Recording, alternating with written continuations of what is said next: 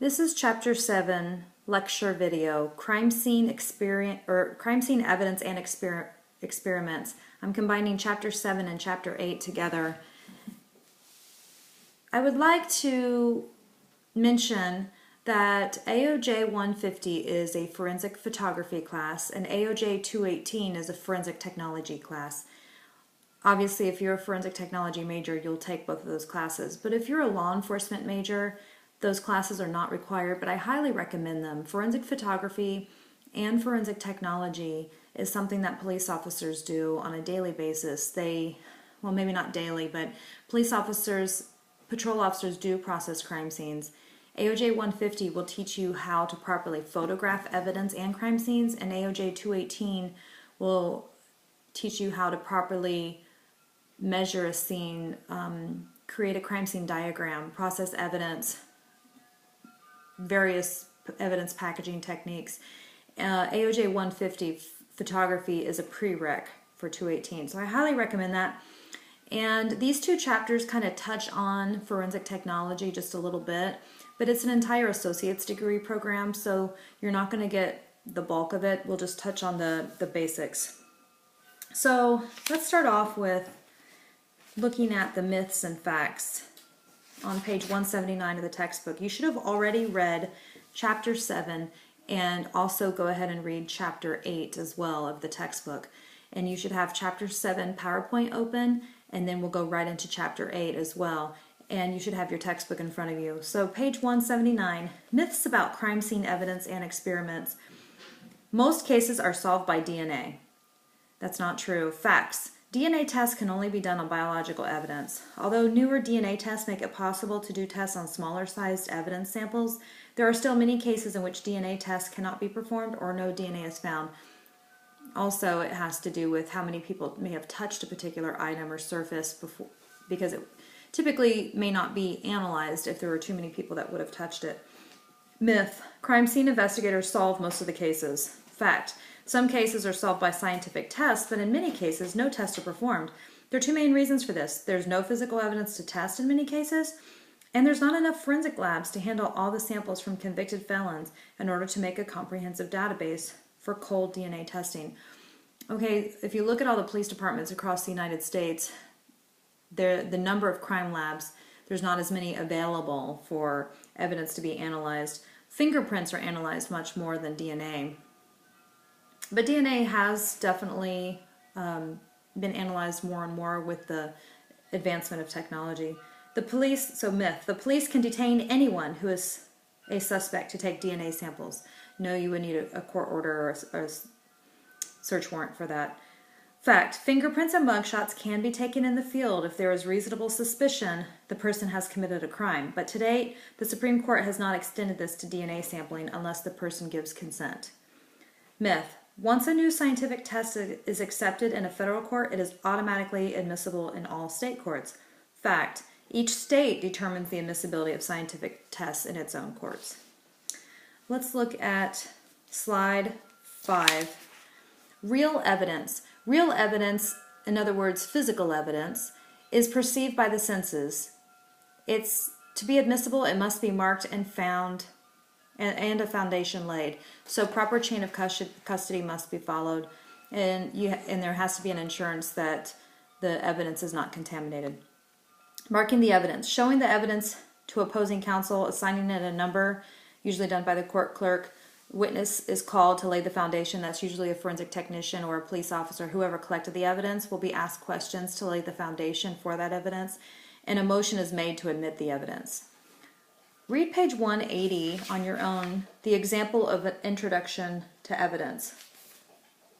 Slide 6, real evidence, laying the foundation. It establishes how evidence relates to a case and establishes how witnesses related to the evidence. So there'll be a series of questions asked that would lay the foundation as to how that evidence was collected, preserved, and then how it relates to the case. Slide 7, crime scene evidence. All evidence admitted must be authenticated. It must be gathered, sorted, stored, tested, and presented in court. Processing the crime scene. Police must identify the object and testify where it was discovered. They must record its precise location and storage. Packaging evidence. Police must keep the evidence from being contaminated, and there are specific guidelines for properly packaging evidence. They must keep the chain of custody pristine to ensure it is not tampered with. They must account for the tracking of the evidence. If you look at a sample crime scene diagram on page 183, that's just an example of how a crime scene diagram may be created. Again, in forensic technology, you would learn in great detail, you would learn how to sketch and measure and prepare a crime scene diagram indoors, outdoors, a parking lot. You would learn how to measure and lock in a body in this crime scene, a vehicle, and various evidence items. Slide 9. Scientific evidence testing. Typically, police make comparisons with samples from the defendant, and most common examples are fingerprints and blood. So police or the crime lab would obtain evidence from the crime scene. That's known as questioned evidence because we don't know where it came from. And then once a suspect is in custody and a search warrant is obtained, the suspect is processed. Trace evidence such as hairs may be collected, fingerprints, oral swabs for DNA, and various things like that. Could be shoe impressions as well. Maybe their gun would be test fired if they had a gun. So that's known as known evidence. We know where it came from. It's K evidence or known evidence. And the questioned evidence from the crime scene is compared to the known evidence from the suspect to make identifications. Limits on samples. Absent an arrest, usually you need a court order to obtain a sample from a defendant. You need a search warrant. The more intrusive the test, the more likely a warrant will be required.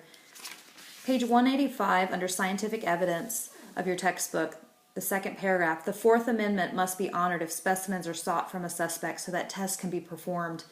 A person can be detained in the field based on reasonable suspicion, but transporting someone to another location requires probable cause, more than 50%, 51%, or to arrest or consent. This includes taking a person to an emergency room or other facility to obtain breath, blood, or urine samples. If there is no probable cause to arrest, it may be necessary to obtain a search warrant in order to obtain the samples needed for a specific test. Slide 10, scientific evidence. Okay. Provides greater certainty to the trier of fact, and usually you'll get more convictions if you have scientific results.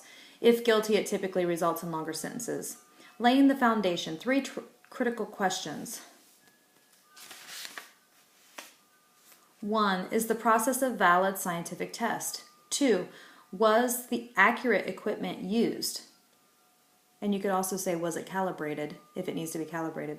3. Did qualified experts perform the test in the proper manner? Judicial approval is required for admission. So those are the things that are scrutinized, and that's discussed on page 186 of the textbook. Slide 12, testing errors. Tests can be denied admission for different reasons. Evidence offered to show that the equipment used in tests was improper or in poor state of repair or maybe not calibrated when it was supposed to be. Evidence of human error in preparation, performance, or evaluation of the test, so possibly some type of human error, show that the test itself is unreliable, a false positive or a false negative. And that would just be you received a positive when it was actually negative, or you received a negative when it's actually positive.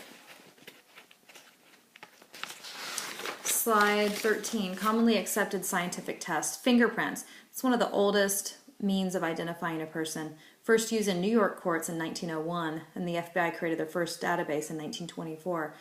There have never been two separate fingerprints found to be the same. So fingerprints have held up a lot in under scrutiny in court. 3 key principles: all individuals have unique fingerprints, including identical twins. Fingerprints do not change. Fingerprints have unique patterns allowing classification. And latent prints, the word latent means it's naked to the eye. You can't see it unless you add a chemical or powder. It's defined as prints recovered from a surface. On page 189, you'll see an example of classification of fingerprints. But we have an entire class, AOJ 148, just on the classification and identification of fingerprints.